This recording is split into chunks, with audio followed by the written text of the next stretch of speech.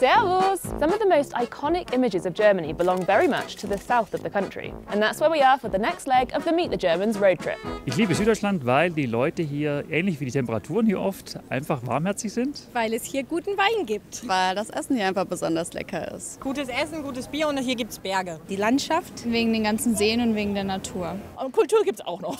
Germany's southernmost states are Bayern, known in English as Bavaria, and Baden-Württemberg. They are two of the biggest states, making up nearly a third of Germany's territory and population. Both states have a relatively young population, very low unemployment and high exports.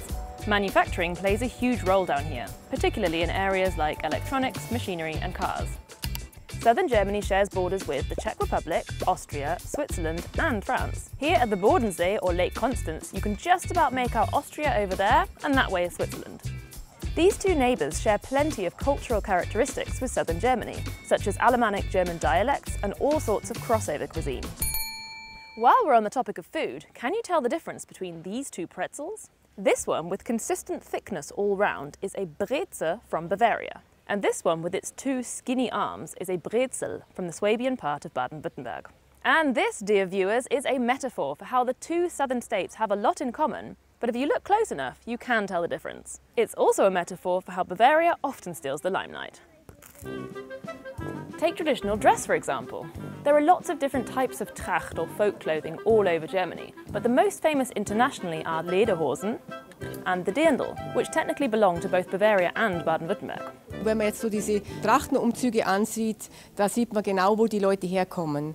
Das macht natürlich schon am Mieder, am Geschnür aus und dann eben die Kopfbedeckung, die Strümpfe, wie lang die Lederhose ist, kurz oder lang und ja, so verschiedene kleine Merkmale. Jeder Ort, jedes Dorf, jeder Trachtenverein hat seine eigene Tracht. Das variiert wirklich überall von Gebiet zu Gebiet. Wie fühlt es sich an, ein Dirndl zu tragen?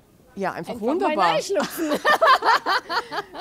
Ja, wir tragen es gern. Wir tragen es auch in unserer Freizeit, nicht nur bei Arbeit. Es ist schön, Tracht zu tragen.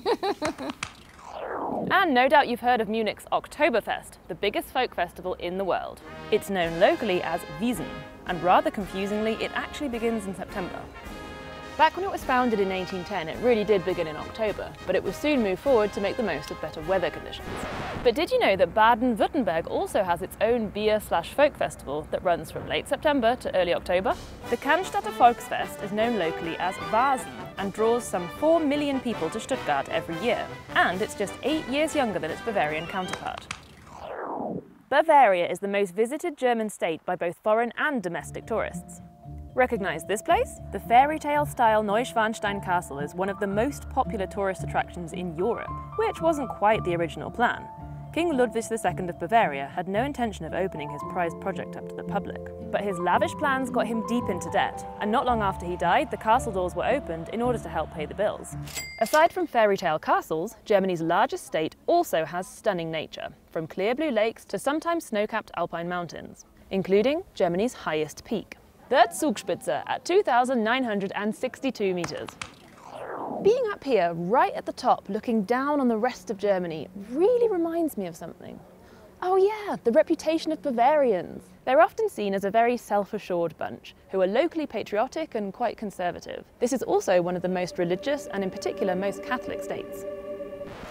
Bavaria's motto is Mir san mir, which translates to we are who we are. It's used to convey a sense of pride and a will to succeed. Let's get some more vocabulary to help us fit in with the locals. Grüß Gott. Servus. Das sagt man sowohl zur Begrüßung als Hallo oder auch zur Verabschiedung. Auf die Frage, ob alles in Ordnung ist, passt schon. 2-Euro-Stück, ein Zwickel. Hier sagt man ja Krapfen und in Berlin sagt man irgendwie Pfannkuchen zu Krapfen, obwohl Pfannkuchen ist bei uns was komplett anderes. Obacht, ganz wichtig, auch gerade zur Wiesenzeit in München. Da springen die meisten Touristen auch auf die Seite, wenn man im Radl unterwegs ist. Vieti, und das heißt Ciao. Ade. Ade. Now it's time for some traditional Bavarian grub. Maybe Schweinsbraten, Semmelknödel. I would order a Weißwurst, but it's already after midday and that's a real no-go. Brotzeit it is. And the perfect accompaniment to any Bavarian meal, beer. Die traditionellsten Sorten in Bayern, das ist natürlich das Helle. und das Weißbier. Das Helle ist aus 100% Gerstenmalz und beim Weißbier oder Weizenbier oder Hefe, wie es in regionale Unterschiede gibt, es zu bezeichnen, ist immer mindestens 50% Weizenmalz dabei. Und der zweite große Unterschied, das ist dann die Hefe. Die Hefe, die man fürs Helle nimmt, das ist die sogenannte untergärige Hefe. Das ist eigentlich so wie der, ich sage immer, der Fließbandarbeiter.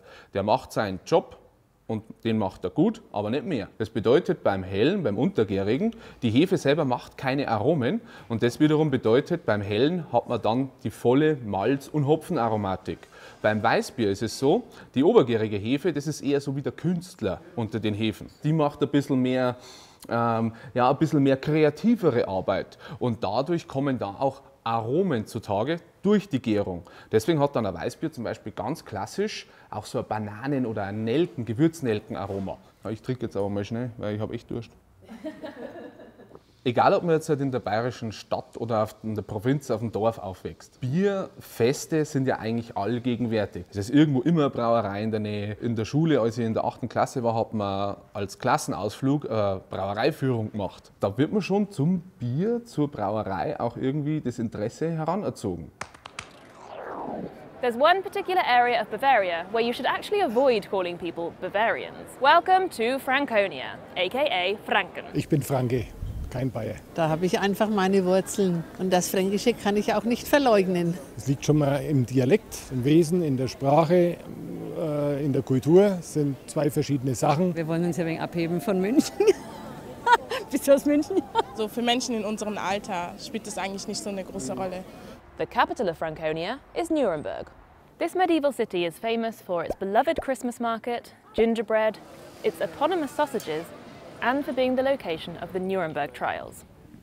After World War II, high-ranking Nazis were tried here for war crimes by an international tribunal.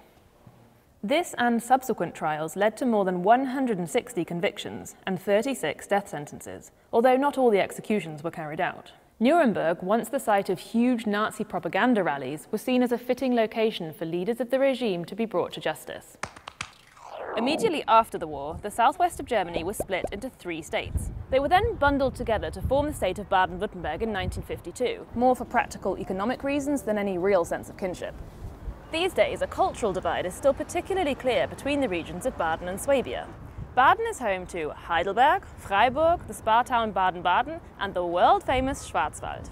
Not to mention its namesake cake, the Black Forest Gatto. In the historic region of Swabia, you'll find Tübingen, Stuttgart, the rolling hills of the Schwäbischer Alb, and even parts of West Bavaria. The stereotype of the Schwaben is straight-laced, pernickety, and a bit stingy. They're known for inventing the Kehrwoche, a kind of pushy cleaning rota for shared buildings. And their mission in life is supposedly Schaffe, Schaffe, Häusle baue. Work, work, and build a house.